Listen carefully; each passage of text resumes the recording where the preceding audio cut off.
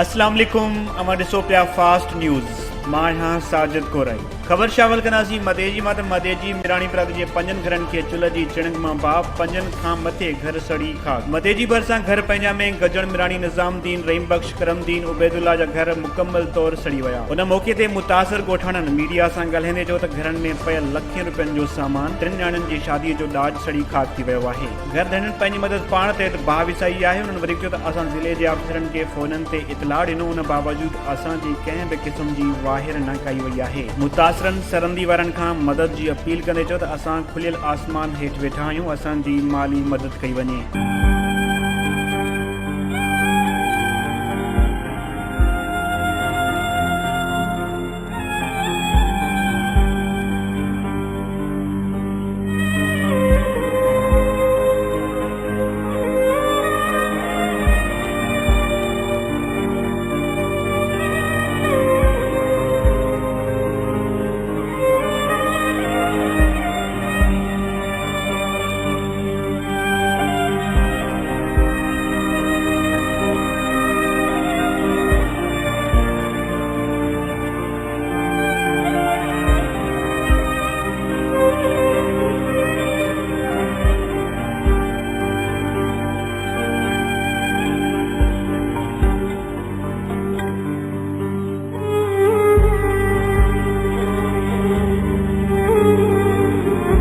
ख़बर शामिल कंदासीं बागुड़ा मां त जमियत उलमा इस्लाम यूनिट रिंग चाचड़ जी मजलिस उलमा जो इजलास थी गुज़रियो। ज़ेर सदारत हज़रत मौलाना हाफ़िज़ मोहम्मद हसन भुट्टो साहब, अमीर जमियत इस्लाम यूसी बागुड़ा हज़रत मौलाना मुमताज़ अली चाचड़ साहब, जनरल सेक्रेटरी JUI बागुड़ा जन जी सदारत में थियो। सदारत में चयो वियो त ईंदड़ बल्दियाती इलेक्शन में जमायत भरपूर तैयारी शुरू करे चुकी आहे ऐं जमायत जो यूसी जे चेयरमैन सां तरक़ियाती कमनि जे सिलसिले में मुलाक़ात लाइ 5 रुकनी कमेटी जोड़ी वई आहे। IUC बागुड़ा में मुख़्तलिफ़ ॻोठनि में दर्स क़ुरान जो सिलसिलो जारी रखण लाइ मुशावरत कई वई आहे। रिंग चाचड़ ऐं भर पासे वारनि इलाइक़नि में बदअमनी, फुर थाड़ा ऐं चोरी रोज़ जो मामूल बणिजी चुकियूं आहिनि। मुतलका इदारनि खे पुरज़ोर मुतालबो कयो वियो त बदअमनी जे मथां कंट्रोल करे अमन खे बहाल करायो वञे।